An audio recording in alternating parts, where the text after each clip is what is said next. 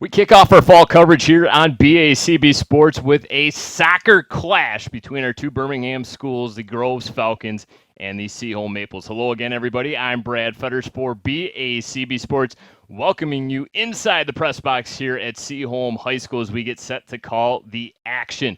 We start out first with the visitors from the Groves Falcons. They welcome in a brand new head coach in Paul Thomas. He inherits a fairly good squad that comes into play tonight with a 3-2-6 record. A lot of ties, including their last 4 contests. So something's going to have to give here tonight against their rivals from Seaholm. Andy Aubrey's now alongside their head coach, Paul Thomas. Well, thank you, Brad. I'm here now with the Groves head coach, Paul Thomas. And, Paul, we're about to embark upon the crosstown rivalry, Seaholm Groves. First of all, let's talk about how you came to be the Groves coach this year. Yeah, so I've lived in the community for about 8 years now. I did the girls for about 3 years, the varsity Groves girls team. But then I've been doing club soccer, and the job came up this summer. My sons are probably going to go to Groves, so I thought it would be a great opportunity just to get involved in the program and see what it was about. Right. Between you and Manny, and he's got a son on JV, right? Yeah, that's right. Yeah. Okay. And Perkins is down there. This is very synergistic, we'll call it. Let's talk about the product on the field. You guys have your fair share of ties so far this year, Paul. Sum up the season for us a little bit. Yeah, I think you've summed it up right there. A lot of ties, right? So it's been very up and down. We've had some fantastic performances. We've had some average performances. But overall, I've been pretty happy with the start in league play. I think we've had 1 tie and 1 win, and then obviously we play Seaholm tonight. So the objective is to be as competitive as we can in league play, and tonight's a really important game. It sure is. So to that end, tell us a little bit about, kind of give us a peek behind the curtain. What's going to be your message to your team before you take the pitch? The message is going to be very similar to what it's been the whole season. We need to be really organized and aggressive when we're defending. We want to defend from the front. We don't want to be on the back foot. So you're going to see us on the front foot a lot tonight, applying a lot of pressure. When we have the ball, we want to try and get to goal as quickly as we can and be as direct as we can. Matt Mellinger, who's our centre back. I think he's our leading goal scorer. So set pieces have been very, very important for us this year as well, and that's going to be another concentration, and I think a big part of the game tonight. Okay. Well, we'll look for that, and we wish you the best of luck, and we'll wrap it up from down here for right now. We'll be back with Coach Perkins in a minute, and we'll send it back to Brad Fetters at this time. All right, thank you so much, Coach and Andy. As for the Seaholm Maples, they come into play tonight perfect. 5-0-2 is their record. They're winners of 5 straight, so they're red hot, and they're playing tonight here on their home turf. They, too, welcome in a brand-new head coach, but it's someone with a very familiar name. That's head coach Greg Perkins, who makes the switch. He was coaching over at Birmingham Groves, is now the head coach at Birmingham Seaholm. So we'll see if there's an interesting dynamic perhaps here tonight with the head coaching situation. Greg Perkins is now alongside our very own Andy Aubrey. All right, Brad, thanks again. We are down here now with Seaholm head coach Greg Perkins. You were Groves coach, Greg. Bring us up to speed. How did this happen? So when I went to Groves, I was there for the boys that were there. A lot of them I coached at travel clubs, and kind of the same thing kind of happened. So the job came up at Seaholm, a new group came in, and I felt like it was the right time. Any NIL deals, big money? I mean, assume you, well, never mind. School soccer? No, I don't think so, no. Right, gotcha. Tell us a little bit about the team you inherited then. Let's talk about your product on the pitch. What have you got that you're working with this year? So I got a bunch of seniors that I like. I know from years past at travel clubs. And we've got a really good group of freshmen coming in, especially great sophomore class, kind of small junior class. So I'm thinking in the next few years it's going to be really good for us. I think we're starting to build something good, you know. Yeah, man. Your record is outstanding to start the season. Give us a couple names, standouts that are working well for you. So Sam Cheney, center forward, number 9, he's been unbelievable. In the midfield, Trip Gaffney playing as a 6. He's a really strong buffer for the center backs. Nate Hogler's one to watch as well. He plays center back or right back. But we got a whole lot. Yeah. Well, scouting should not be a problem for this one. I would assume you know the opponent pretty well, and we wish you the best of luck. It's always great when these two get together, so you're well aware of the rivalry, and we'll be looking forward to it. So we'll wrap it up from down here right now, but tell you to to come right back because the start of this one is immediately following this message.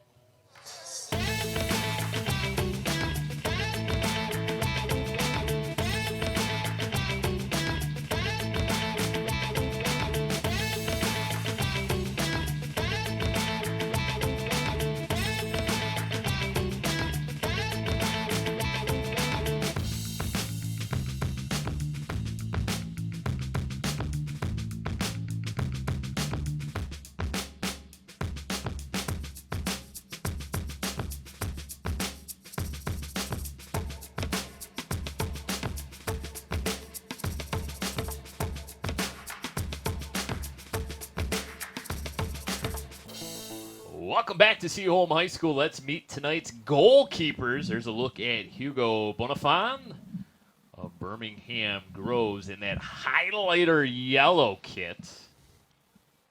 Kind of looks like last night's Seahawks jersey. And on the opposite side of the pitch will be Joseph Farah. They went with 5-0-2, 4 goals against, 11 saves. More importantly, 3 shutouts on the season. Shutouts, and we got a lot of ties involved with some of these games that have been played so far by Seaholm. There's a look at your captain, Sam Chaney. Groves has the ties, 3, 2, and 6, right? Yeah, a bunch of ties in the early parts of this season, including ties in their last 3. A 2-2 draw against Frankenmuth, a 1-1 draw against Notre Dame Prep, and a 2-2 tie with Flushing. That was in a recent tournament that they played in. Seaholm in those home maroon jerseys. Groves with their road whites. Seaholm going right to left across your monitors. That one kicked in deep. Miller tried to streak down the right-hand side, got cut off. Good through ball onto the foot of Chase Henderson. Henderson on this near side meets up there with Bertolini. Bertolini wearing number 19 in white.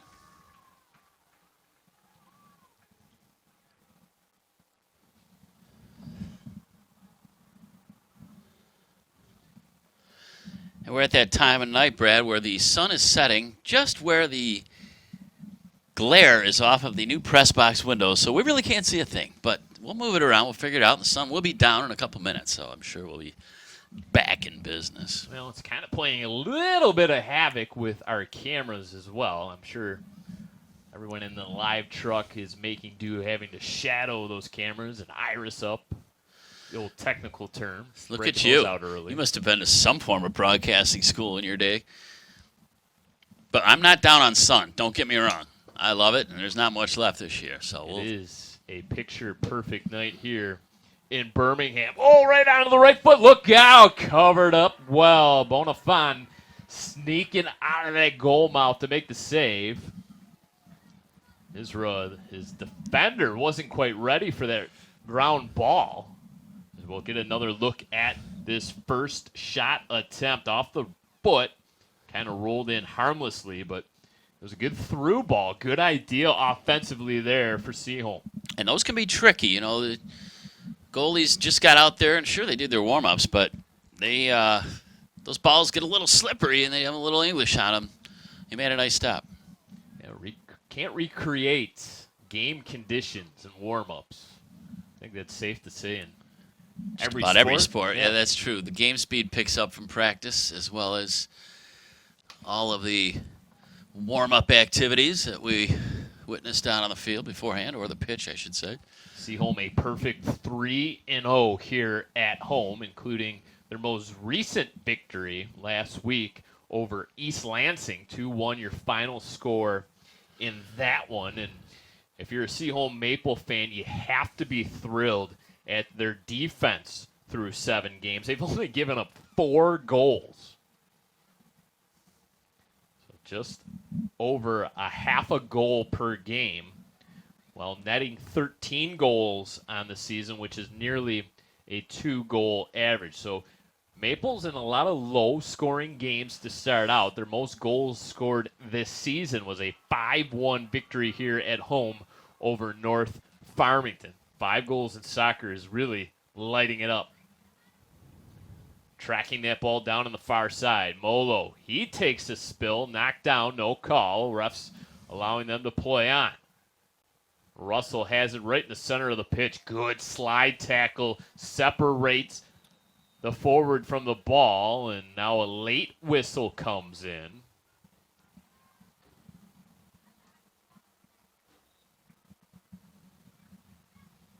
And I don't think Greg Perkins appreciated the whistle. He would have much rather them play on, as we'll get another look at this slide tackle.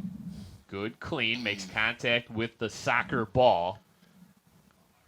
And then the play was whistled dead as Seaholm had kind of broken out, so to speak, and that's what Coach Perkins was questioning our head referee on, is why'd you blow the whistle?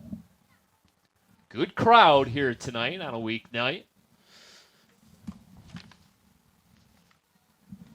Yeah, no problem getting the away crowd over here. The Forest. Frankenmuth's a little further, but The Forest, the Seaholm fan faithfuls. It was pajama night. I get it. Now I get it, because I'm walking around, and you see pajamas in stores now. I think, I'm not sure where that ever came from. I'm not a big fan, maybe showing my age slightly, but when you're in the onesie Hello Kitty outfit at Myers at 4 o'clock in the afternoon, I don't know.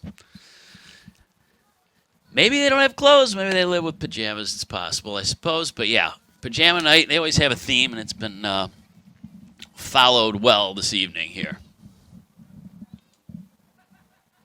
A lot of the flock, which is the Groves student section, they're sporting the white look tonight to kind of match the road kits of the Falcons here tonight. Yeah, and a couple white cowboy hats. Now, if you have a white cowboy hat, I mean, really, what better place to wear it than the soccer match? Booted in deep to the offensive zone over the head of pretty much everyone, as that one will sail out of bounds. However, it was last touched by the Falcons. So an opportunity here on the offensive end now for the Maples, as we'll have a throw-in. Far side of the pitch. It'll be Sam Chaney.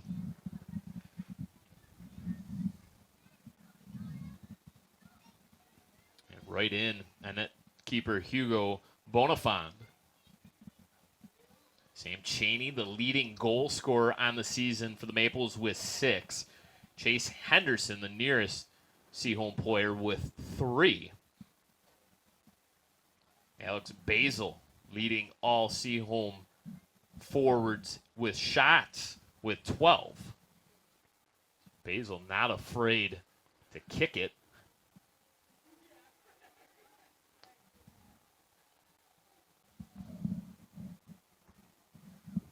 Maples gearing up from deep in their own offensive zone, waiting for a trailing teammate to come in the form of Gaffney. Gaffney up ahead, down the right wing side, looking for the through ball. It doesn't make its way in. Defended well there by Groves.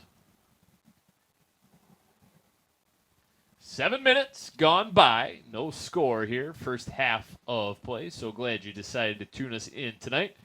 Our very first fall broadcast of the season. Plenty of action all season long here on BACB Sports. Brad Fetters alongside Andy Aubrey. Andy handling the pregame interviews. Nice job as always, Andy. Oh, one of my favorite times of the broadcasting years, talking to the coaches, and we have a couple good ones here tonight. It's funny, some of these coaches really embrace that, others are not so much. A little more deflection. They're always trying to get an assistant to take it over. No, I won't let them do that. You're the head man. Yeah, it's part of the responsibility, so come on. We'll make this easy. I throw a lot of softballs out there, you know. Paul Thomas, the new man in charge at Birmingham Groves. Greg Perkins making that switch from Groves over to Seaholm. I'm trying to think. Are there any instances that you can think of, Andy, where a head coach left one rival and went to another? In the history of our calling Birmingham No, athletics? I'm just saying in the history of sports. Oh, in sports? None that jump to mind.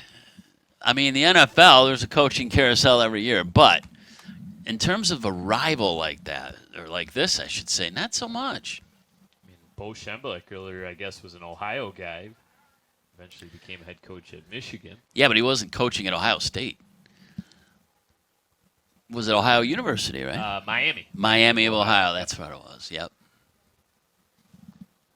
Far side cut off once again. So the Falcons flexing their muscles on the defensive end as Seaholm has kind of dictated play, so to speak, in this sort of feeling out process here in the early parts of this first half. The pitch has kind of been tilted that way. Nothing to show for it yet. No real solid shot on goal yet. Playing keep away now with it. Bertolini tried to go around a defender. He's going to just toss this one in on this near side. Scans the offensive zone, flips one back, kicked in deep. Cut off there once again by the defender. Going to the far side. Drew Stice has it. Stice up ahead. Not much further as Molo was there to cut things off. Couple differences between professional soccer and high school soccer as they were looking for the through ball there once again. The clock will stop after goals. It will also stop during any sort of injury that occurs on the pitch.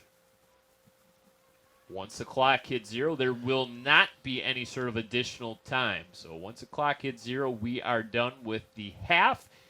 And we will be done with regulation when the clock hits triple zeros during the second half of play. Regular season, there is no extra time. There is no overtime. We will end in a draw. We know the Falcons are well aware of that tie rule, that draw rule. They've been involved in quite a few ties. 6, in fact. 6 so far. They are piling them up at a record pace. More than half of their games have ended in draws.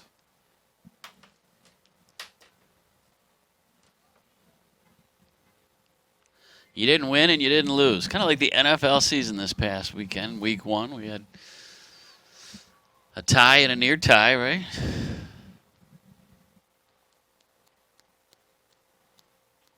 Groves. Their 3 victories on the season were Lakeland,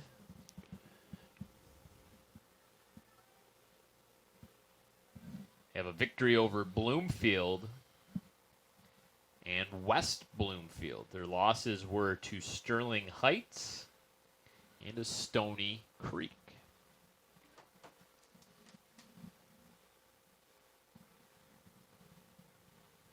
Seaholm always has that early season tilt against Brother Rice. This year was no different. That one was played over at Brother Rice. Ambrose Field, 1-1 draw between the Warriors and the Maples on that day.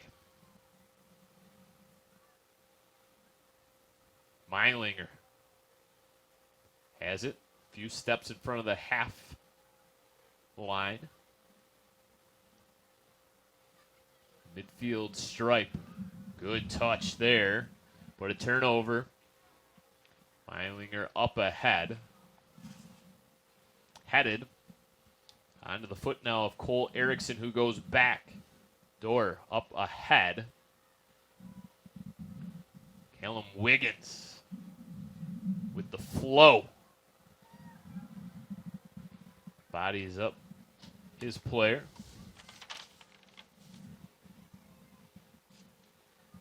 Cross just out of the reach of Drew Stites and out of bounds. Throw in on that far side. And Wiggins with the big hair out there, number 23 for Groves. He's easy to spot.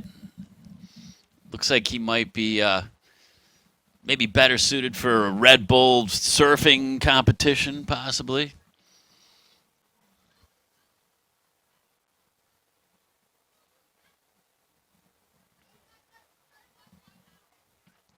He can play, though. He's been around the ball quite a bit early.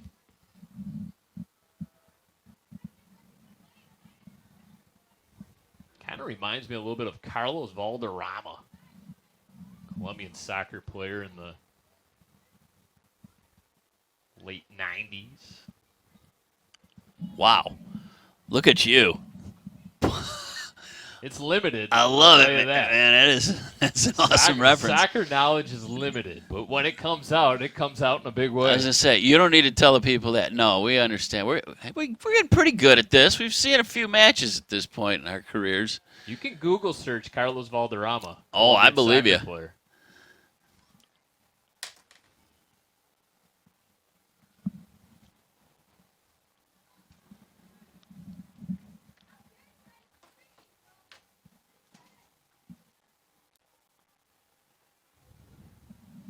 Always nice to see head coach Manny Rodriguez of the Seaholm ladies soccer team. His son, a freshman and starter on the JV squad. He says, look out, his girls are going to be really good this year. Yep, that's what he told us. We spoke with him before the match tonight, and he's pretty excited for his ladies team. They got a lot of seniors and so plenty of experience, and they've got a great coach. Also saw head football coach Jim DeWall prior to the start of tonight's contest, and he was all smiles, and why not?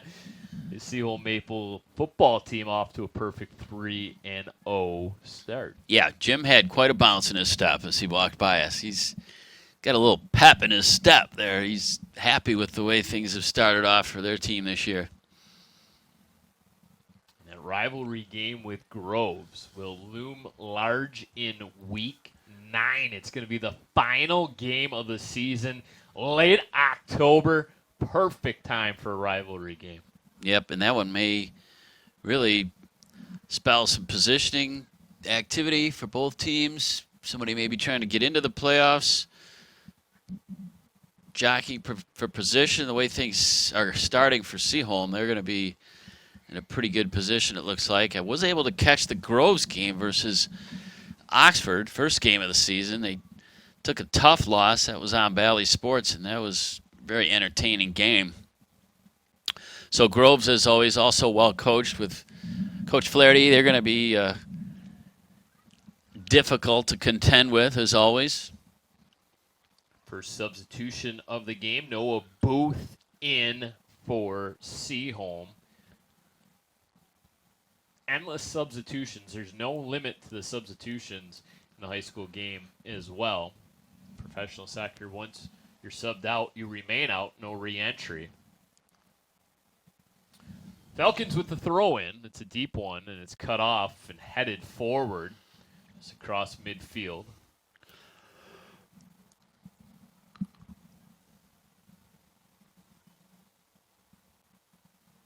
Nearly 17 minutes gone by, and that play is offside. That was really close on that far side, and the official on this side of the pitch put up the offside flag. Bennett Costello pleaded his case. He's not going to win that argument. You win very few of those, as a matter of fact, once that call's been made.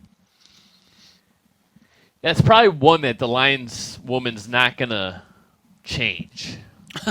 No, that one's done. That's a done deal. Yeah, offside is offside 100% of the time when it's signaled. I mean, it's... Throw comes into Miller, one of the captains of this Grove squad. Matthew Meilinger, the other captain.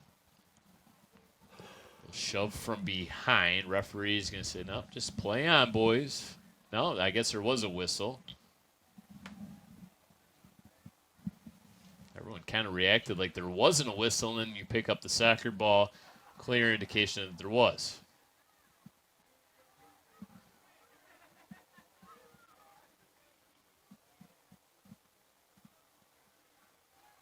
Two players come together at midfield. Maples trying to build up something from deep in their own zone. Cross gets headed down. Good defense. Both teams really displaying terrific defense in the early part of this. Ball goes to the far side. Hesitation. Strong left foot and sails wide. Pretty good effort there. Just a little bit wide left. First real scoring chance of the game. Let's see what happens here. Big left foot. Just goes a little bit wide.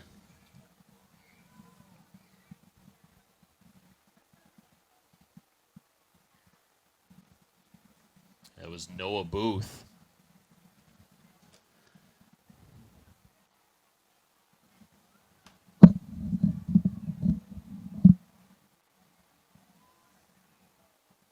Booth in those bright blue soccer cleats. Can't miss him out there. Turnover controlled by the Maples.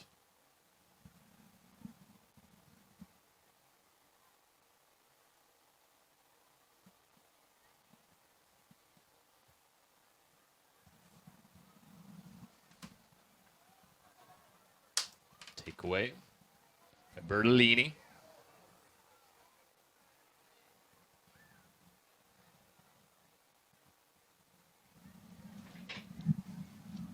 Look out. Falcons sticking with a 4-2-4 look. Maples able to get back in time.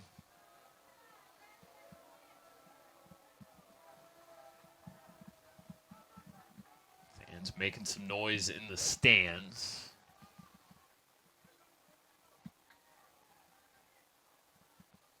Couple of the subs getting ready to check in. Mizell for Seaholm. Says Gary getting ready to come in for the Falcons.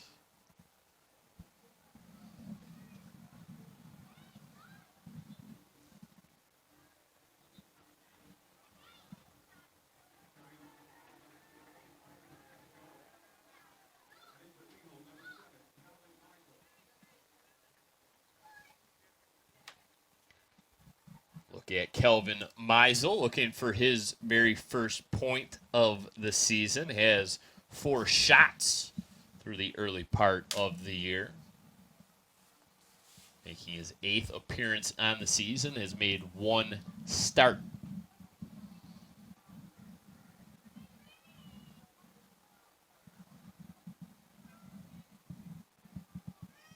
Maples with a couple shots, neither of them really on goal.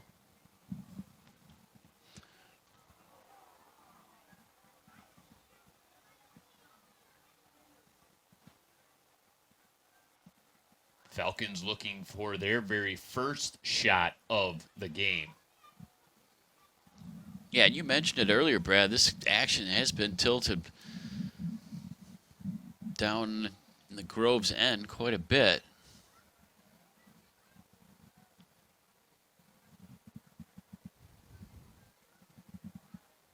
I think we've certainly noticed that over the years. These games tend to start out slow, and once a goal makes it through, it can open the floodgates to many more. But getting that first one is always key for momentum, and we have yet to see a very serious scoring opportunity.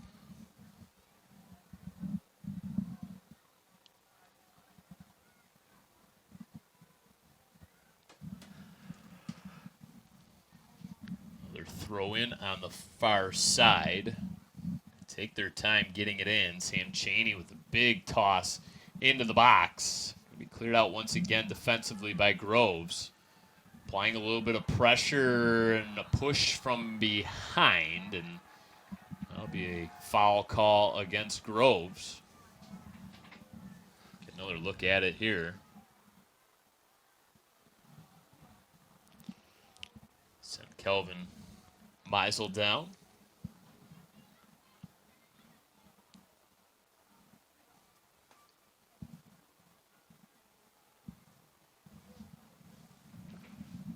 like head coach Paul Thomas of Birmingham Groves venting some frustration to the head referee as well, as this free kick will take place directly in front of the Groves bench. Makes its way in, headed out defensively.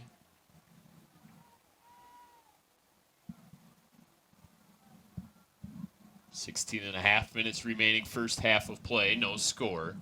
Another look here at this free kick, made its way in and headed right back out nearly immediately. Yeah, it's a lot of bodies jumping up, trying to stick their head in there, and it was not to be on that occasion. Meinlinger will set things up from deep. Able to find Costello. Try to tap pass. Says Jari. Gets it right back to Costello. Has it taken off his foot. And just powered through, and Groves will kick it back to the goalkeeper, who was not allowed to pick that ball up. So he gladly kicked it free. A race for that loose ball. Thrown forward there by Seaholm. Wiggins on the far side. Tiptoes the line, kept it in, goes after it. Make its way all the way to the midfield stripe.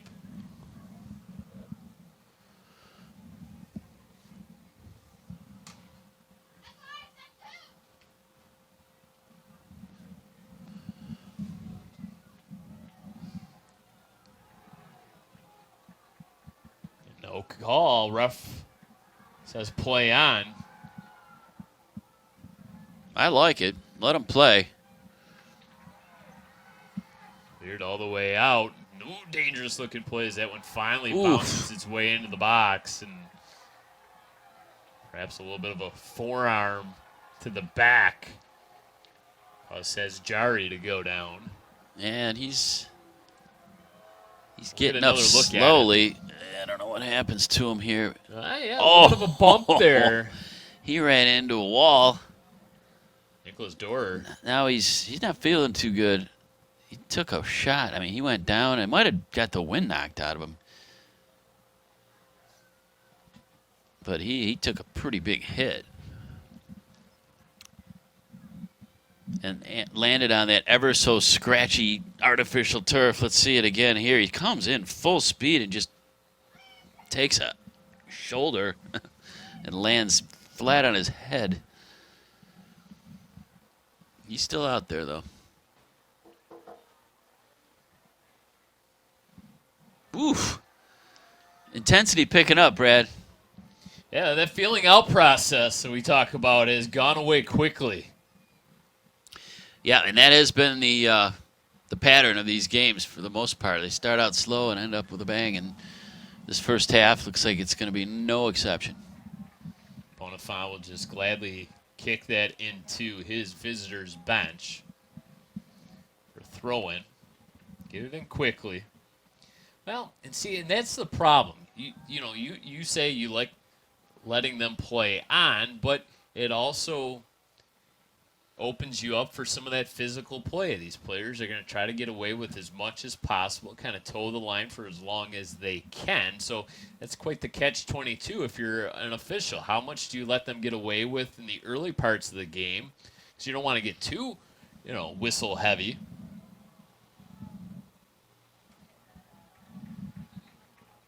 No, there is that fine line. You got to walk that tightrope about not letting too much go and letting them play on. I get that, but I think the fans would probably choose the side of letting them play for the most part, unless it's your son who's landing hard on the turf from a shoulder. I guess that might be a time to blow the whistle, but we really haven't seen much of that yet. A couple incidents isolated, but it is a rivalry game. Every player's aware of it. 4 straight home games here in the month of September for the Maples, as this is game 2 of 4. They have home contests coming up with Bloomfield Hills and West Bloomfield. It'll be the second meeting between Birmingham and Bloomfield Hills. Seaholm, as we mentioned, already a 2-0 victory over Bloomfield Hills.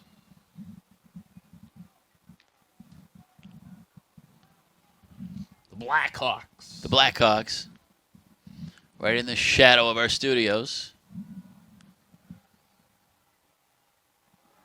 Headed forward. Look out. Wiggins was the Falcon nearest to that ball. Couldn't play it. Two teams trade some headers. And now Stice on the far side will kick it ahead. A little back tap at the back of the foot. That was some fancy footwork there by Noah Booth. Using those blue kicks to his advantage. I was watching some of the JV game earlier this evening before this one, and Groves looks like they have quite a bit of talent themselves on their JV squad, so that'll be an interesting watch for the next couple of years until they get up to the varsity level, because they had a couple absolute ball wizards out there with the ball handling and the dribbling and so forth. So Bears watching, I'm sure. Groves finally getting a little pressured. Seaholm has a little bit of, I'd say, a size advantage. They have some really big dudes. Yeah, I noticed that during warm-ups as well.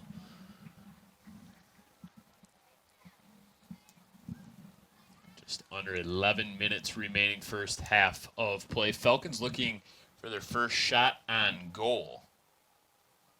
Joseph Farah has not been busy, but an opportunity here for the Falcons. It'll come via a throw-in. It will not be a corner. Caden Misra will put it in play. Long toss into the box, headed around and wide. Ooh, dangerous. Yeah, it was hard to tell with that construction work going on back there. Tough to see where that one went. Ooh. Whoa, that was a lot closer than what originally it looked like. Farah kind of got bent up. It's physical in that goal crease. It's a tough game. It's a beautiful game. You going to the World Cup in Qatar? No, but it's coming up in November, December, right? Yep, very soon. They pushed it back to our winter to try to accommodate the very dangerously high temperatures in the Middle East.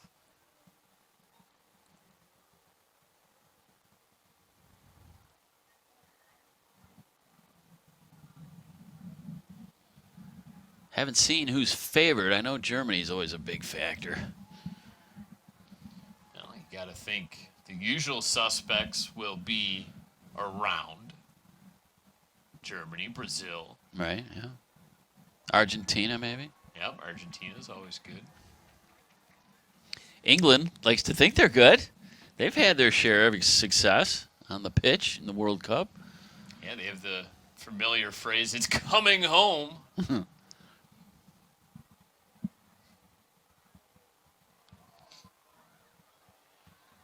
Bertolini tried to put his defender in the spin cycle. It didn't quite work out for him.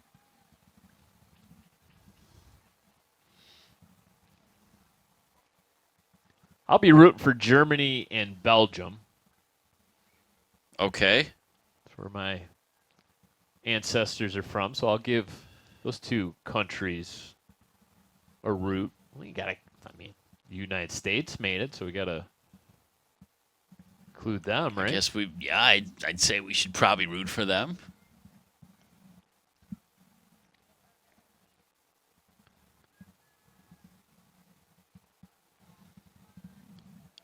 Well, There's a shot on goal. I'm looking at them now, but there's too many teams. We won't list them all, but like you said, the usual suspects are in there.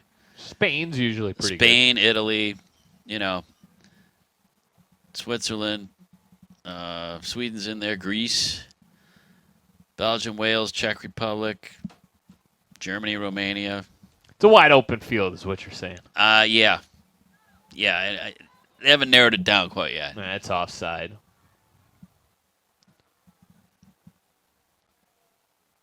Second time Bennett Costello on that far side is throwing his hands up, and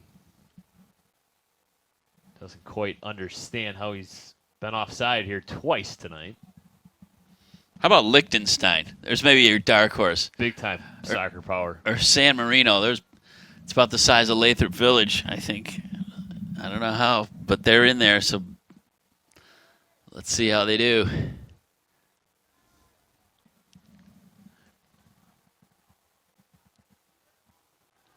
Takeaway. Potential here. 4-on-2 if they can hurry. And then nice job getting back once again. Charles Glazier got 1 point on the season. Does Mr. Glazier an assist?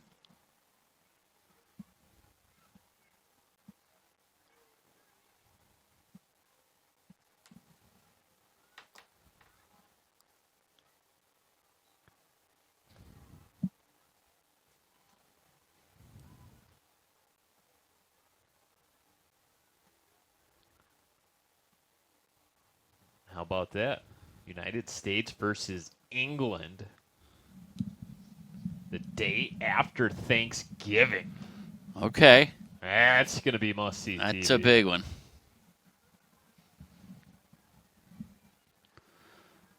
Black Friday with the World Cup. So you going to go shopping or are you going to watch soccer?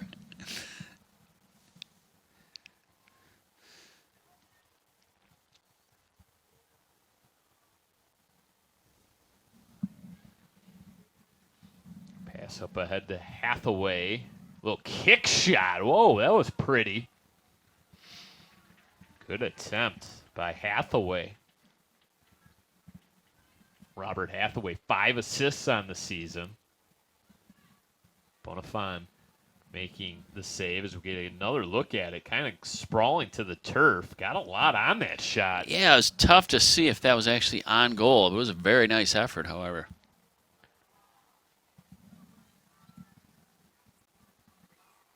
Jostling for position along this near side. Taken down from behind.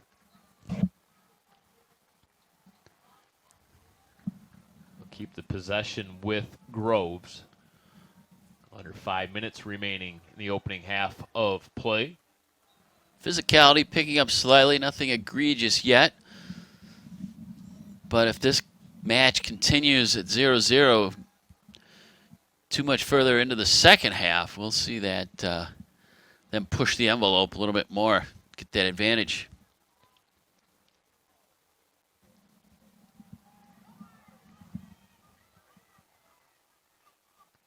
Jari, who took that hard spill a few minutes ago.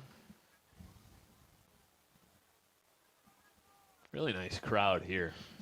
We have a great crowd. You're right. Definitely.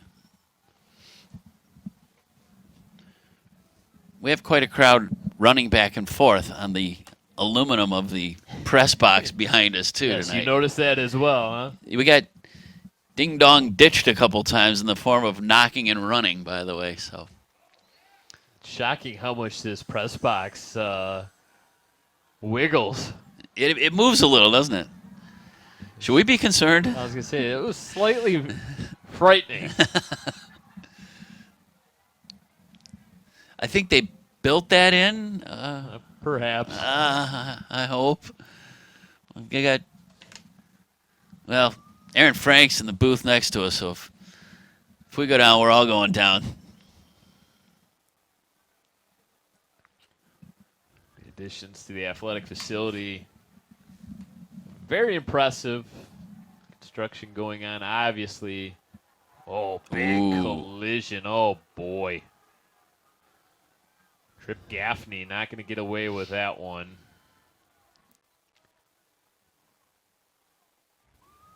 We'll get another look at it. The collision right here. Gaffney comes in, takes out Bloom Alexander. Alexander appears to be okay.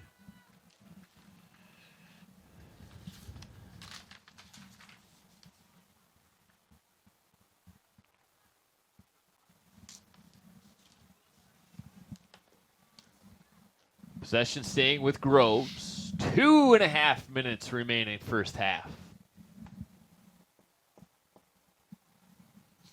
High-scoring JV game. Yeah, we saw some goals there.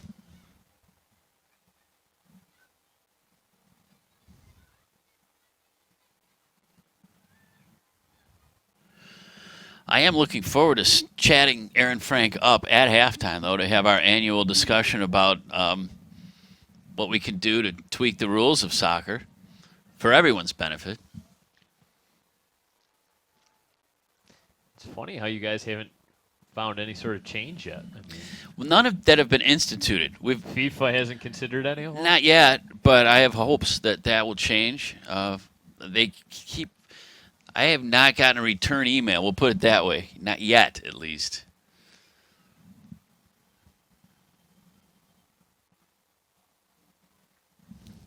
I'm sure they're probably just deliberating on some of the thoughts I've had. Sure, yes. And Auburn Hills, Michigan man has sent his annual email. It's him again, they keep saying. So I guess if it bounces back an undeliverable, that means they've blocked me. Is that how it would work? Probably. Safe to say. Oh, yes, that is shoot. correct. That figures. Oh, gosh. All right. Too bad. They're lost. Exactly 1 minute now remaining.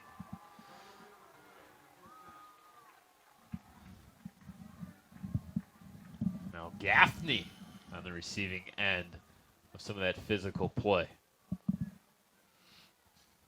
This is setting up for an interesting second half of play. We'll see if both teams just kind of lay it all on the line.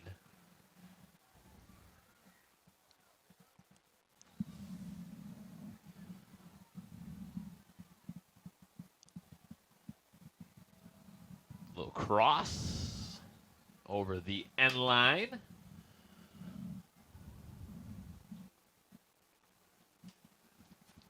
More than likely, that will do it. Groves is going to be in no hurry to put this ball in play, and both teams will head to their respective spots on the pitch to talk things over during the halftime break as the clock hits triple zeros. One half of soccer in the books. We are scoreless, 0-0. We'll take a quick break here on BACB Sports. But when we come back, the start of the second half of play.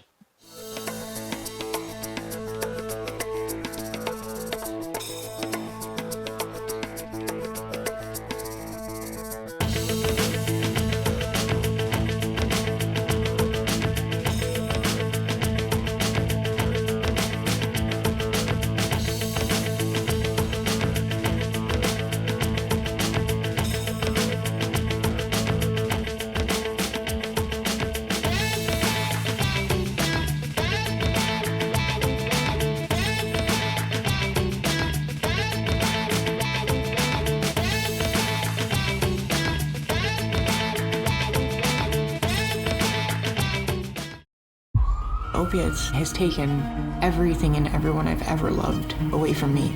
If making my detox public is gonna help somebody, I'm all for it.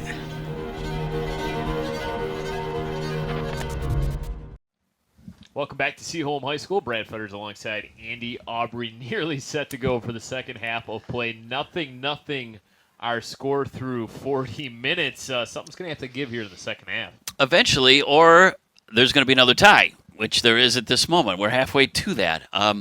We'd like to see some scoring, but at the same time, you can't knock a tight game. That's what we've got. So both sides feel like they have a great shot, and we're about to find out where that goes as the second half's about to begin. Falcons will have the opening possession of this second half. Caleb Wiggins will put the ball in play, and he drives one back to his defenders, and we are good to go. Two teams will trade ends, so the Falcons will be going right to left. And I'm going to only assume that Coach Thomas had a stern talking to with his team because Groves has shown very little offensive pressure in this one. So we'll see if they're able to turn it up, and that, of course, is in a direct proportion to the defensive effort by Seaholm. So it's been a struggle so far, but they're fresh, they're rested, they've had some hydration, and they're ready to go. This is a Grove squad that is coming off a OAA White League title a season ago. They were also able to capture the district championship last year with a 2-1 win over Livonia Stevenson. So Falcons all kinds of success last season, obviously replacing quite a bit from last year's squad, but it really settled in to today's ball game. Nothing our score. I feel like the Maples kind of dictated play through the first half of that first half, and the Falcons kind of slowly ground their way into it. Yeah, it became a little bit more of a grinding effort, just sort of a slow and plodding style of play for the second half of the first half, as you mentioned. Nothing happened at all in that first maybe 15 to 20 minutes. Most of that pressure was leveled, if there was any, by Seaholm. So you wonder with a lot of that energy expended early how that plays out later in the game. But so far, more push and pull. It's a tug of war.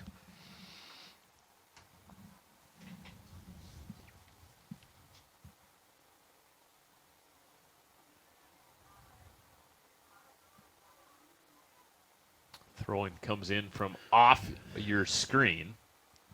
Chipped up and out directly into the Seaholm bench.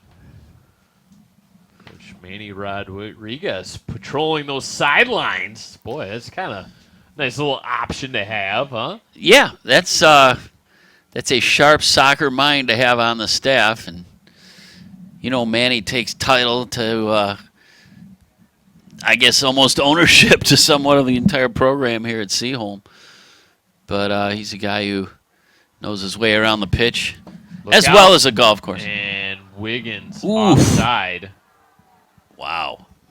Okay, we had almost a very real opportunity there. Kind of a bang play and ruled offside immediately.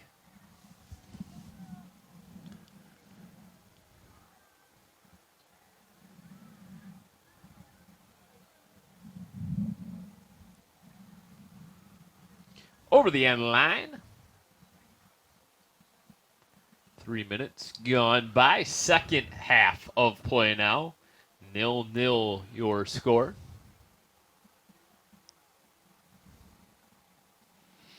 Take another look here, Andy, if we can, at this offside play. And you be the judge. Yeah, it looks like Wiggins has definitely got it behind the last line of defense. Yeah, he was. So they made the right call on that one. The referees have been on it tonight.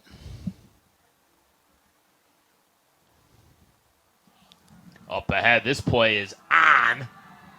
Onside and a goal for the Falcons, number 10, Mario Bloom. Alexander, second goal of the season. And that's what we talked about, Brad. That's the offensive force they needed to put forth here as this second half begins. They didn't have much of that in the first half, but they draw first blood here. We'll take another look at it. Just a really nice, he couldn't afford to wait one more second before nudging it ahead, and it finds the back of the net. Beautiful goal, and Groves takes the 1-0 lead. Takes the tumble.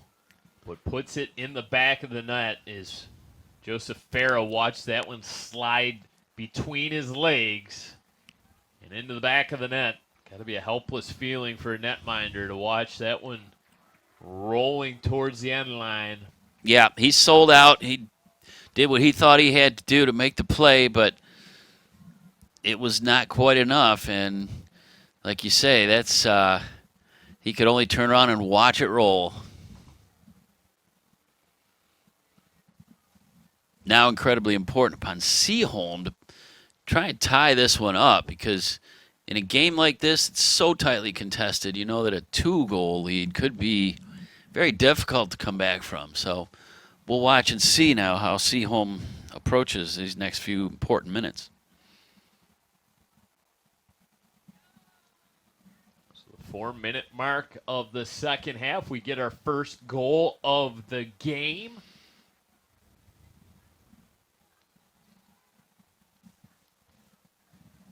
Now the Maples, who have been seemingly the aggressor here tonight, are going to have to play a little catch-up.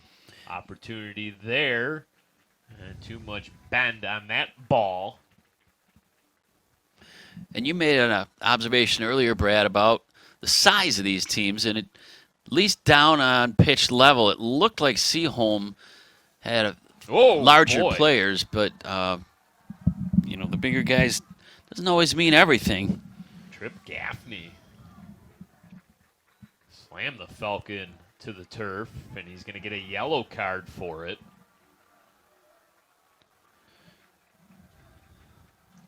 He's going to have to come off the pitch.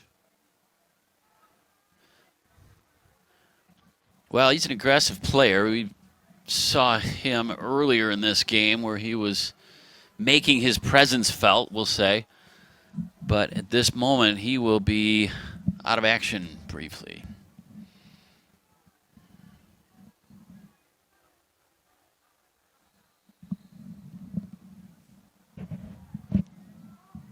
And nearly made its way all the way to the goal. And,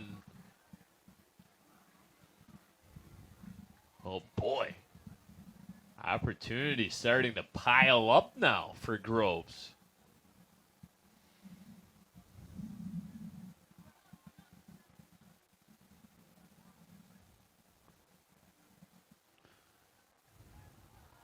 Booth, near side. Onto the feet of Sam Chaney. Chaney, a very dangerous goal scorer for the Maples. As this one screeches over the end line, and decision now, whose ball is it going to be? Appears it might be a corner kick coming up for the Maples. And Coach Thomas made an interesting comment during my pregame interview with him where he said, we like to defend from ahead. I kind of like that, whether that's on the pitch during a play or on the scoreboard, you have to like the idea of defending from ahead. Doing anything from ahead, hopefully. Oh. Over top of everyone and out of bounds.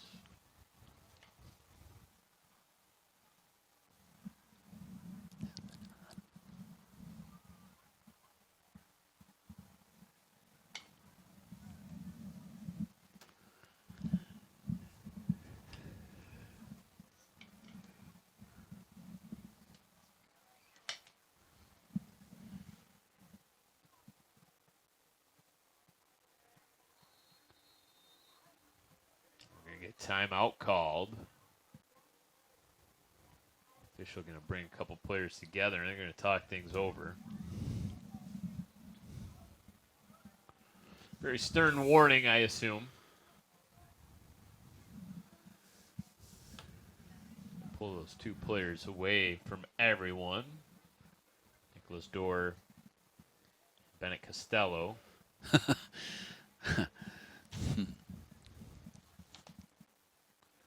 Costello putting his hands up. Hey, what? I didn't do anything. But that was obviously a calling onto the carpet. Literally, this is a artificial service, but they want to just keep the emotions in check. Head referee also going to talk to the far side linesman, kind of clue him in on what's taking place.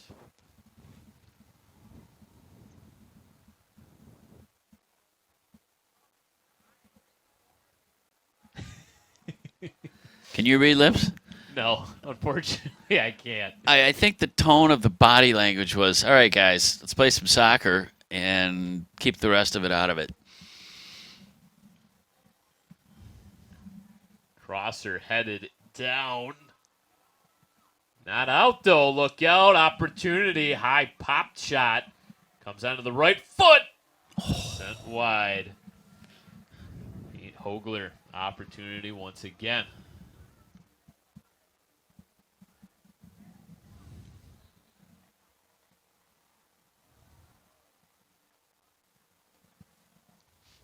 Majority of Seaholm's shots have sailed wide. They haven't been able to get much on net, as we'll get another look at this opportunity by Hogler, sailing just wide right of the net.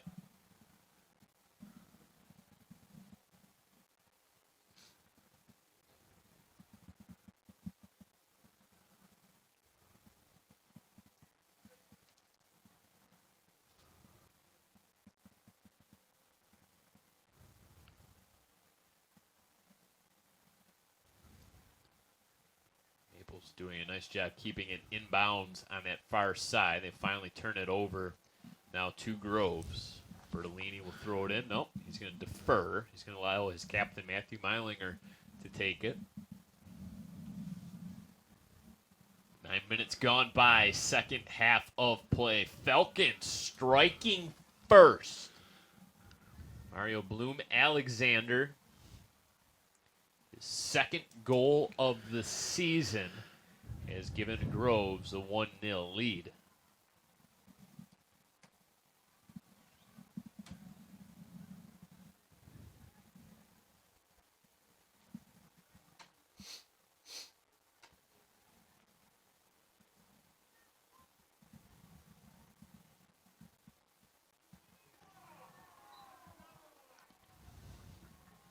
Falcon fans getting a little restless in the stands. Well, it does seem like their guys have landed on the turf more frequently. Let's see what happens and how this one goes. Little hip check. Yeah, it's no doubt that Seaholm has been more the physical aggressor in this one. And that was Trip Gaffney again. Mr. Gaffney has been involved in many of the physical plays here tonight. Yeah, he's not one to shy away from physical contact, but in fact, he's one to initiate it. Yeah, he's got the yellow card tonight. He doesn't want any more of those. No, get your second yellow, it equals a red. You have to sit the remaining portion of this game, and more importantly, would put Seaholm a man down. And not just a man, but this guy's been really all around the ball tonight, so he would be a big loss for them if he had to sit. Maury Miller bends it in. And harmlessly sails wide once again. Boy, you even got people up on the grassy knoll behind the net there. The grassy knoll, yes. They are. They're out there. There's been a lot of activity around the campus this evening. At a Little League football practice going on over in the outfield of the baseball field, and there was absolutely pure chaos on this field during halftime. I don't know, Andy, did you happen to quite understand what was going on out there? no, and I was hoping to have a word with Aaron Frank at halftime just to chat him up, sort of get caught up on all things Seaholm athletics while we're in his building, but he was actually down there on the field trying to herd everyone off of it so they could start the second half of this game. But there had to be, what do you think, a couple hundred kids out there? Yep, multiple soccer balls and just Cartwheels and a couple footballs, playing some toss. I didn't see a Frisbee. Whatever happened to Frisbee?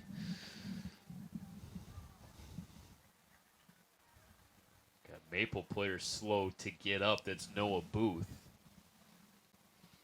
Well, this is about the time, maybe 20 minutes left. You start seeing players with hands on the hips and taking a little extra time to get up off the turf when they go down. They've run a lot already.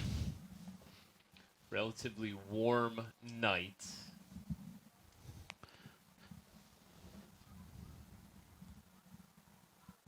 Corner kick coming up here for the Maples.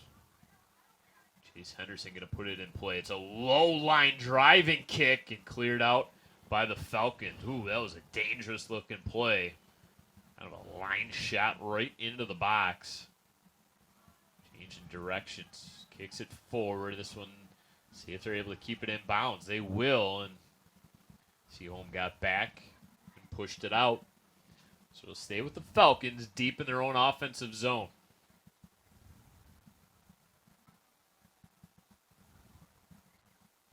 As Jari.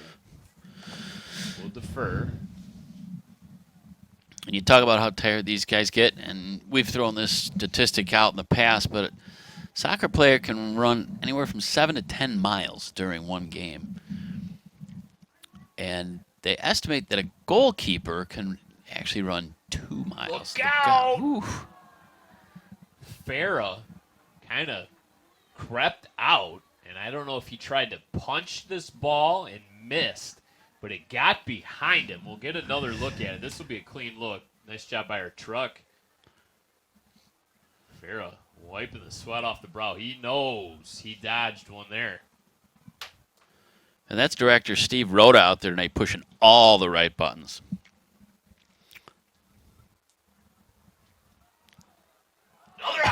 Another opportunity off the crossbar. Hit the crossbar, yep. Yes.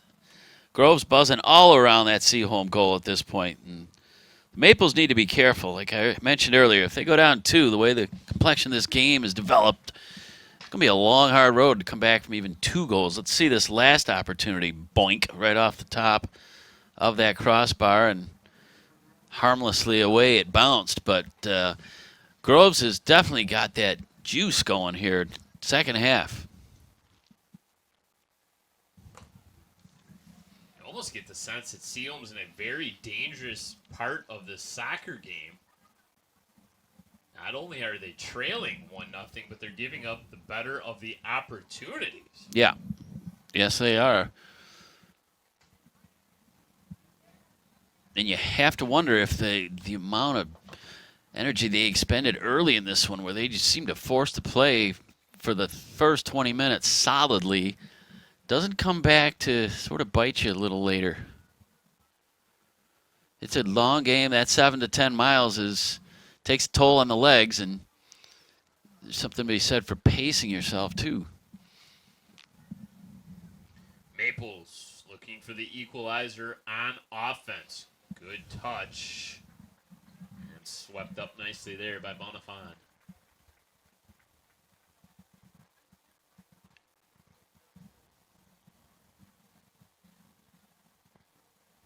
Thumbs up. Why not?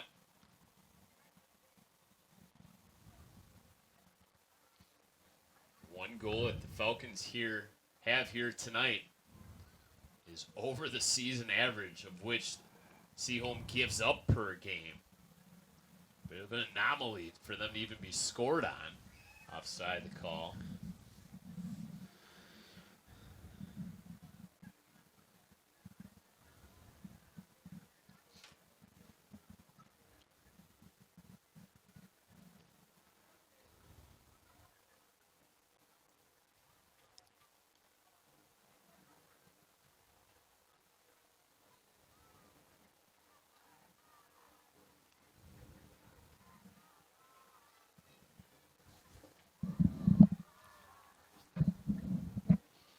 Trying to urge their squad on.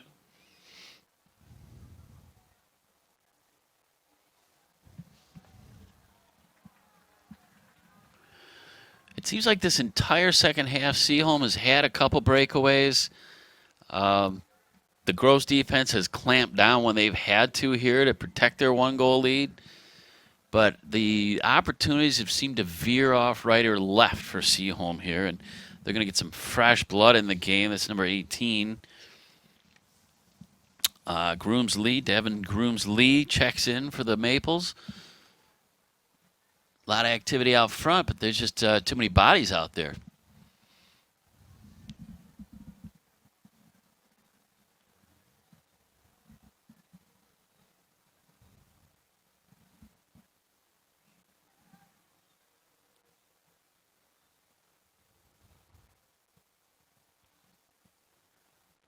I feel like the Falcons know that 1 goal might not be enough here tonight.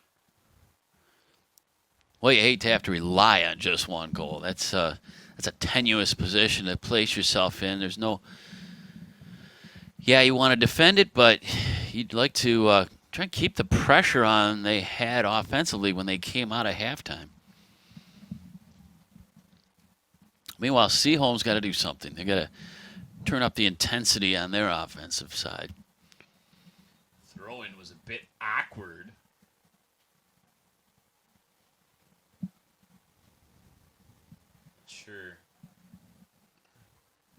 player that threw that ball in, but he took a bit of a spill, and he's going to check out his shoe, and he kind of appears to be hobbling just a little bit. He's going to try to run this off. Looks like it was Sam Chaney that threw that ball in.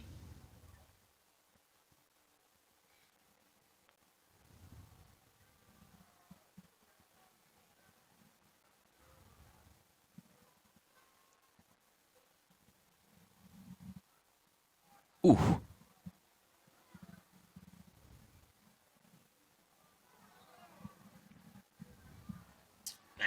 Minutes gone by, second half of play. Get another look at this collision. Both players tangling up.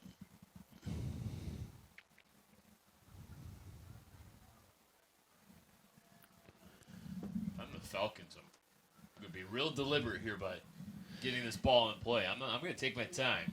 Don't you think it's a little early to start killing the clock? I mean, that can be dangerous. We've seen that backfire before, Brad. Some of these games over the years where maybe another 6-8 minutes, you start thinking that way.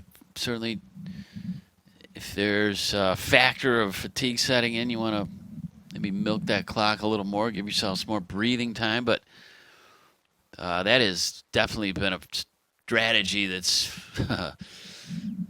not worked so well in the past. So we'll see.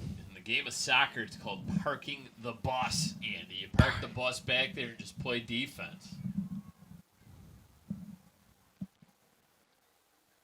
Pitch forward. Look at that. Two athletes just going full blast after the loose ball, and say it was out of bounds on the far side. Say after all that, it still went out.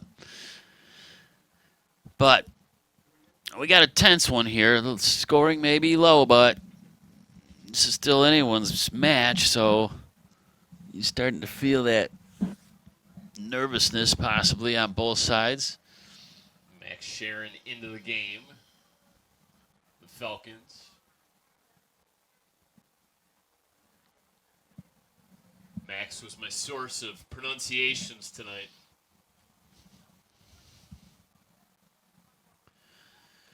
Yeah, we like to confirm those pronunciations. We still mess them up occasionally, so we apologize if that's been the case with you, your son, anybody involved here. We don't mean to butcher anybody's name purposely, but we do our best.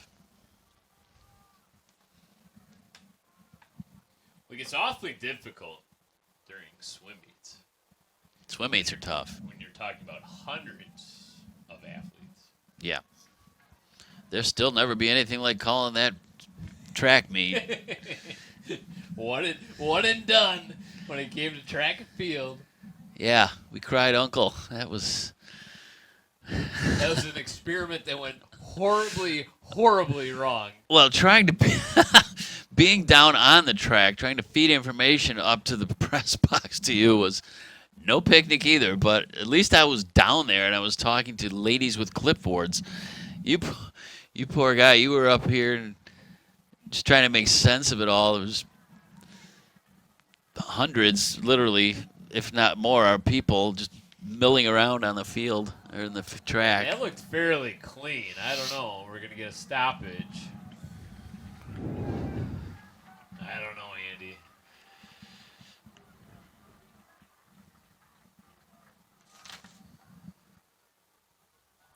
Nicholas Dorr. Kevin says, Gary, he's not convinced of that call either. It was a yellow card. Let's see what happens. Uh-oh. Well. Okay. Nicholas Dorr. At least in swim meets, they give you lane assignments. It's a free-for-all during track and field. Yeah, plus, even though it started out innocently enough, but then they would switch, and he's trying to figure it all out. Well, I think there was there multiple schools there that day? Or was it just the two? I think there's just the two. Yeah, I think it was two. It didn't matter much. All I could say is I know having my son run for Shrine for a couple of years, and we would go to these meets where there'd be like 20 schools at some, Divine Child or out in Ann Arbor or somewhere, and it was just school bus after school bus, students, parents, grandparents, kids, dogs. It was the cast of thousands trying to find your kid, and when he was running was a minor miracle. 17 minutes left in regulation. Falcons in front, 1-0. Mario Bloom Alexander, the lone goal scorer here tonight.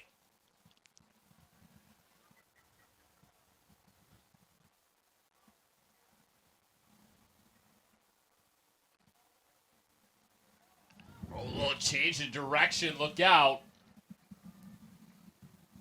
Stopping on a dime. Miller has it. Changes direction again. Ooh. Takes a spill, and we're going to get another foul call.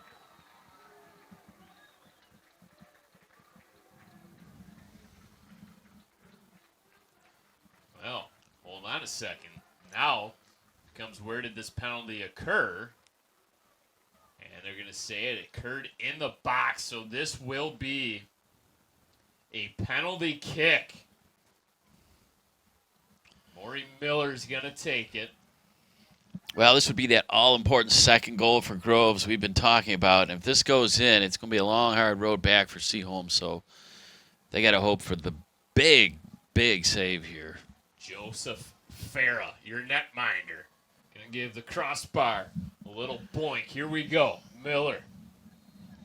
4 goals on the season. Give him 5. It's a goal for the Falcons via the penalty kick and a 2-0 lead. Well, this gives the Groves faithful a little bit of breathing room now with 16:23 left to go in the second half. And that's a big one. That is a big one. And oh, what a win this would be for the Falcons to march into their crosstown rivals building and steal one, which they're on the verge of doing. It's a nice fake. Finds the right side of the net. And Farah went right. The ball went left on him. So we'll take one more look at it. Just like you draw it up. So back to live action. The captain. 5th goal of the season ties Matthew Meilinger now for the goal lead.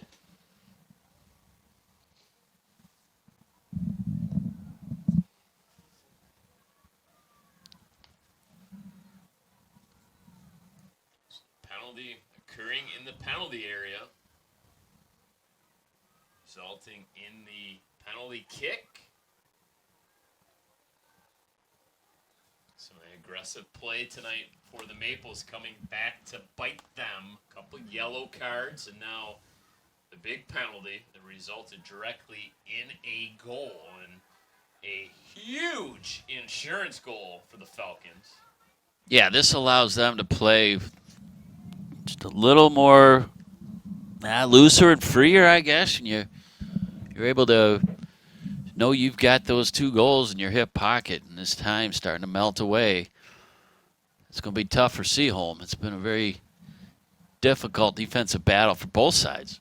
The 2 goals that the Maples have given up here tonight, the most goals they've given up all season.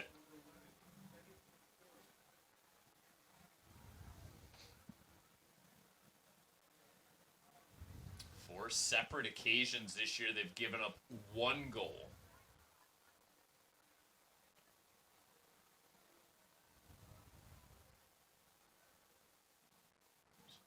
Opportunity here for head coach Paul Thomas to win his very first rivalry game.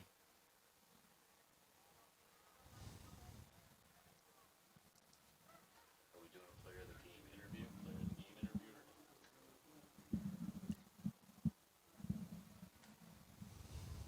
Multiple subs checking in now for Seaholm, including Kelvin Mizell, Chase Henderson as well.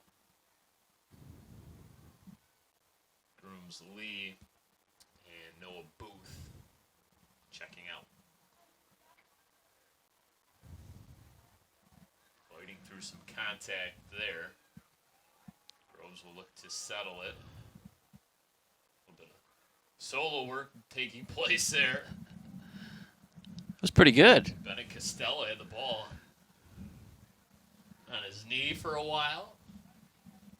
Kind of a hacky sack. I was just going to say, it brought hacky sack right back to me. I was suddenly standing on my front lawn at Central Michigan in the 80s in a intense game of hacky sack when I should have been studying. I was studying. I was studying the game of hacky sack. Oh, another collision, this time directly in front of the Seaholm bench. Neither player looks worse for wear. Drew Stice taking the brunt of that blow. Another look at it. This one is a little more innocuous. Well, you're going to have that. That's probably no worse than some of the others we've seen tonight.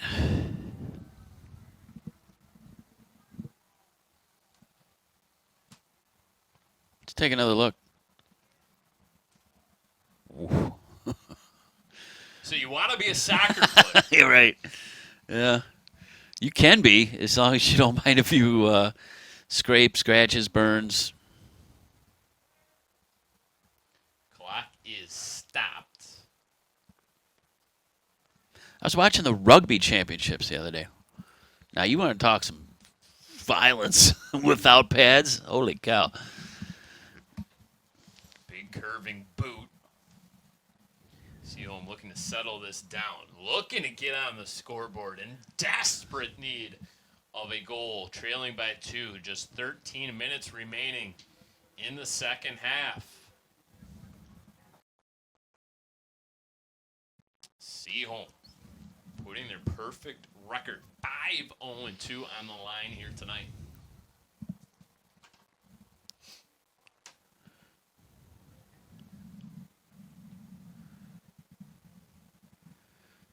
And you would probably think Groves would be perfectly content with just sort of lazing around out there until this last 12 and 25 and change come back and disappear off that clock. They've got all the goals they need, really, it would appear at the moment.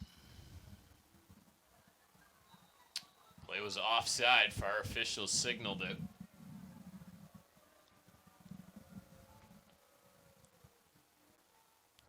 Maple's just going to want to quickly get this thing going. Yeah, on the other hand, they've got to be very judicious with any opportunities they've got coming their way and try and manufacture a few as well.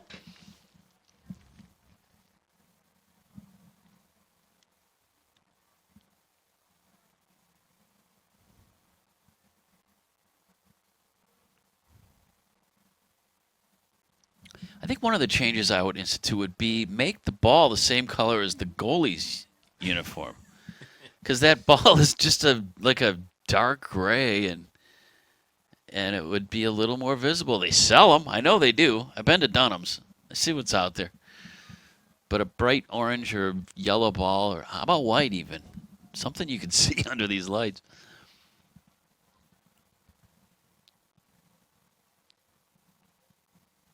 There's a good look at our official ball tonight.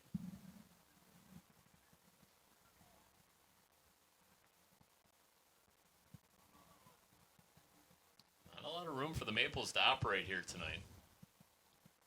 That one goes skipping underneath those far side bleachers and finally back out.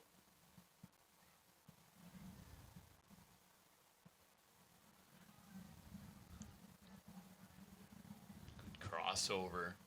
Hogler inside. And one touch and nothing more. Really impressive stuff in the second half by the Falcons. They came out a different team. They really did. And I'm looking forward to having a chat with someone down there afterwards to find out just what was said at halftime, because they have shown a sense of urgency that just wasn't there in the first half. And it would have been offside, and it will be offside. Exactly 10 minutes left to go. Seaholm needs 2 in order to come up with a tie here. We've seen some wacky things in these rivalry games between the two squads. Last-second goals. Yeah, for sure. I mean, it's not over yet. There's still 9 minutes and 40 seconds left to play. And if you get one, if you're Seaholm, suddenly things tighten up considerably and mistakes are made. Breakaways happen. Funny bounces happen. So they've got to get that one to cut it to 1, though, first.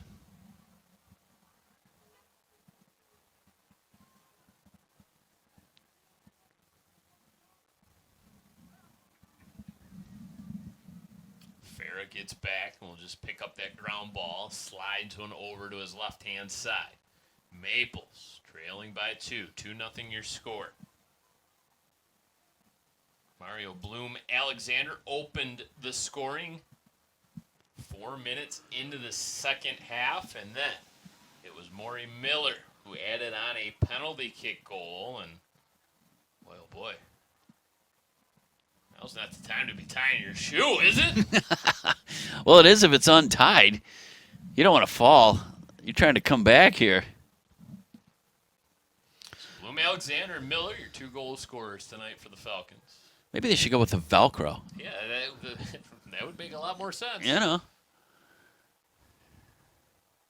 Even the professional game, that clock just rolls, man. It just tick, tick, tick, tick, tick, tick, tick, tick.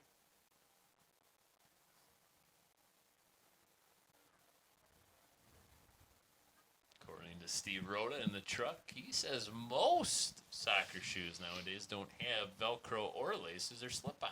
How about that? You learn something new every day. I consider him an authority on all things athletic footwear. So then I'll go with that. But these players haven't got the memo because some of them look to me, now we got to get some close-ups on these shoes. Now you got me curious, Steve. Well, those definitely have laces. Those do. Those don't. And that makes sense. High tops, I'm sure a good sturdy elastic gets it done, and then you don't have to worry about tying your shoe with 7 minutes left when you're trying to come back. Ooh, this plays on. Race for that loose ball. Farrah's dropping back in net, and it's over his head and into the back. 3-0 Falcons. Miller's second of the night. His 6th of the season, and he waves bye-bye. Yeah, you would think that's going to do it for Groves. The 3rd goal here now. This is just an unbelievable effort and pure speed down the left side, and he gets the left boot into it and just sails up into the right corner of the net. So see it here. Let's take another look. He outraces everybody. Left-footed. Just Upper beautiful. 90. Whoa, picking a spot. Yeah,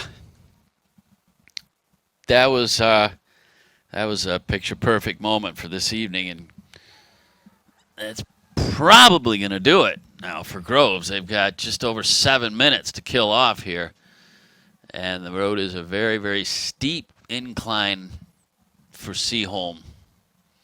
And I think we have a pretty good favorite now for BACB Sports Player of the Game. When you score 2 goals in the game of soccer, you are considered big time. Mm-hmm. And that's what Maury Miller has done tonight. Goals number 5 and 6 on the season.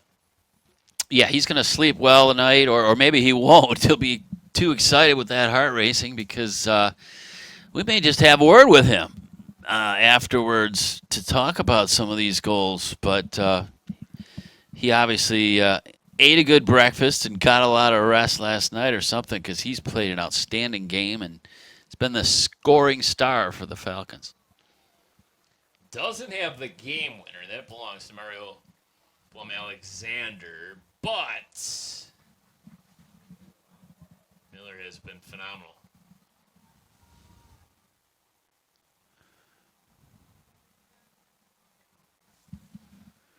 Ball comes out to Hogler. Maintains possession, left-footed, covered up on the double team. Falcons have been really phenomenal tonight defensively. Yeah, just too many white jerseys out in front of that goal. That has been the case the entire second half. Seaholm has really had nothing going at all. They've tried to get close, but really not that close because it's been all Groves.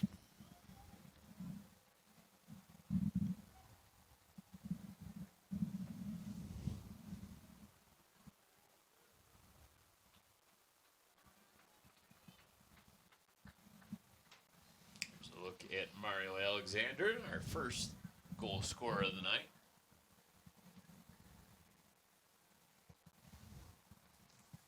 It was kind of an odd angle.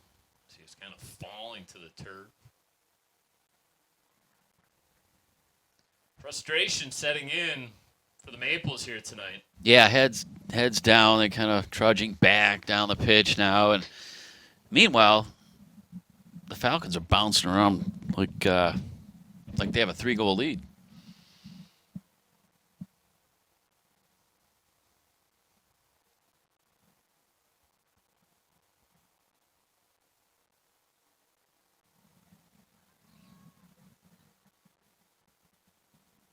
Maples will just clear this one out all the way to midfield.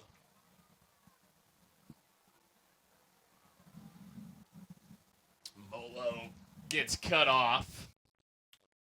Hogler up ahead.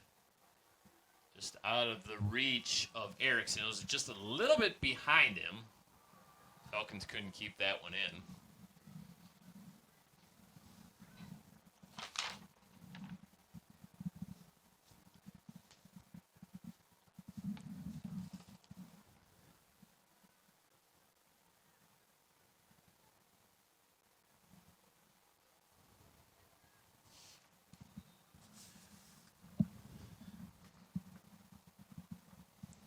Complete performance tonight by the Falcons.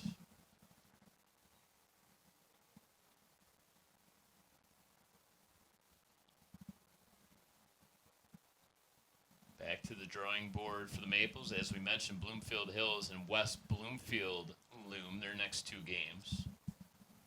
The month of September ends on the road with North Farmington before returning home to take on Royal Oak and then back on the road to take on Troy.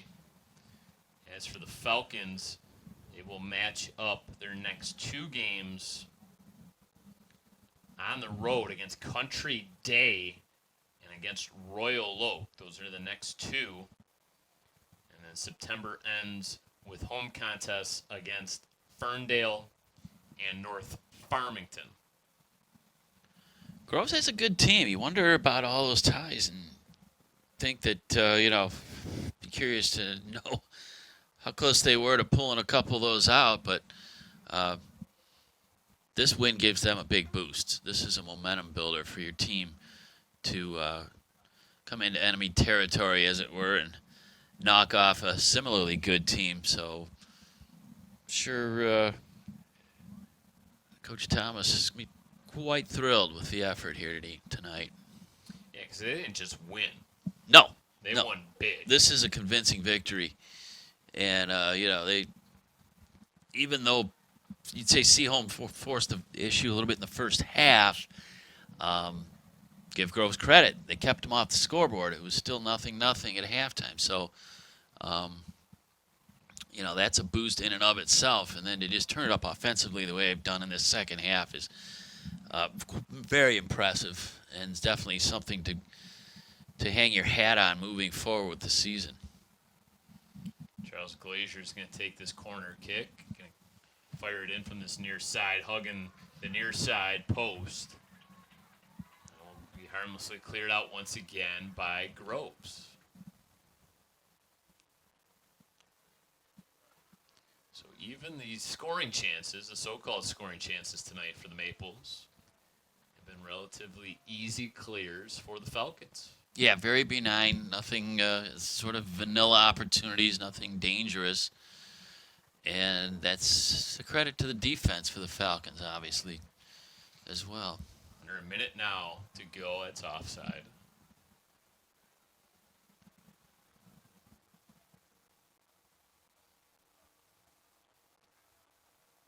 Something appears to be too easy. It probably is, and it's more than likely offside. That's kind of my untrained professional opinion on this. Okay, good. Sounds fine to me. I agree with that. Boy, oh boy. The flock with the na-na-na-na, hey, goodbye. And it was number 12, Maury Miller, who said goodbye. Everyone in attendance here tonight with 2 goals. Yeah, and Miller gave the lullaby, hand on the Nighty-night. head on the hands thing after that third goal was scored. So, hey, it ain't bragging if you can back it up, right? And back it up, the Falcons do indeed. Buzzer sounds. Groves comes out onto the pitch to celebrate a 3-0 shutout victory here tonight. And there's your player of the game, Mr. Maury Miller.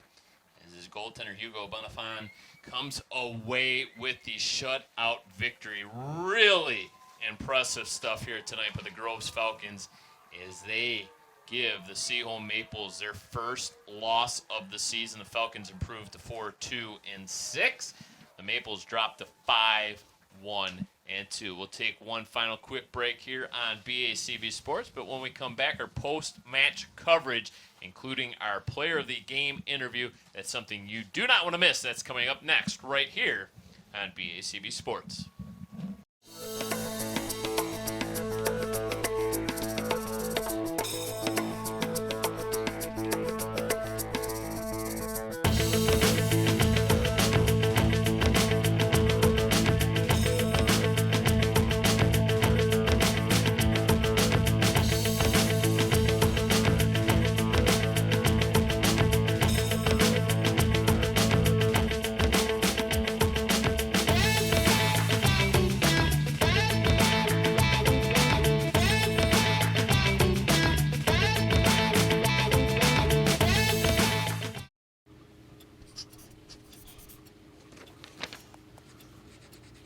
If you love them enough to relearn math so you can teach them math, then surely you'll check nhtsa.gov/the-right-seat to make sure they're correctly buckled in the back seat.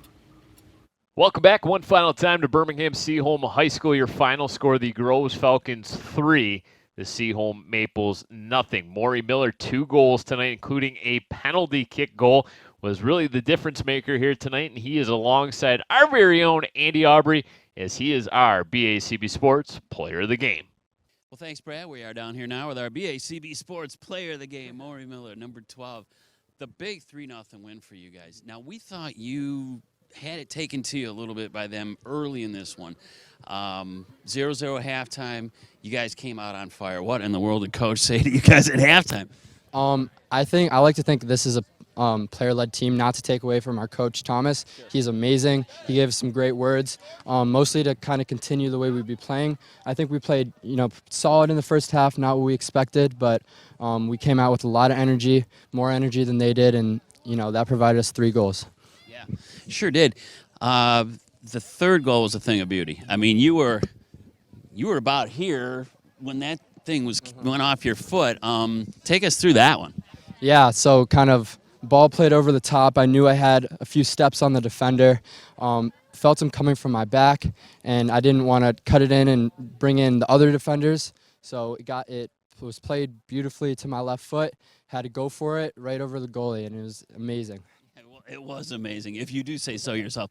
And I heard you tell the hometown life guy you're right-footed, basically, right? And that was a left foot kick, so even more impressive. All right, so what's a win like this do for your team now moving forward? Oh, it's huge. This is, as well as a rivalry game, this is a big league game. We were coming into this game undefeated in the league, and this is hopefully going to give us the momentum it takes to finish it out and come out on top of the OAA White. Well, you've got a lot of great tradition in the game soccer at Groves, and this one's going to go down for you guys because it's a big win. So congratulations to you. Miller, number 12, he's right here, and I told him he's going to be the big man at school tomorrow over this one. So congratulations to the Falcons. We're going to wrap it up from down at field level. We'll send it back up to my partner, Brad, to take us home. All right, big congratulations goes out to Maury Miller. Big thanks to Andy Aubrey for his analysis here tonight. the very first loss of the season for the Seaholm Maples as they dropped to 5-1-2. Really an impressive victory here tonight for the Falcons. It's their 4th win of the season to go along with 2 losses and those 6 ties. Maury Miller, big game tonight. 2 goals, the difference maker tonight in a 3-0 shutout victory over the Seaholm Maples. Congratulations to the Groves Falcons. We will say so long. One final time from Seaholm High School. Once again, your final score, 3-0. We'll see you next time right here on BACB Sports.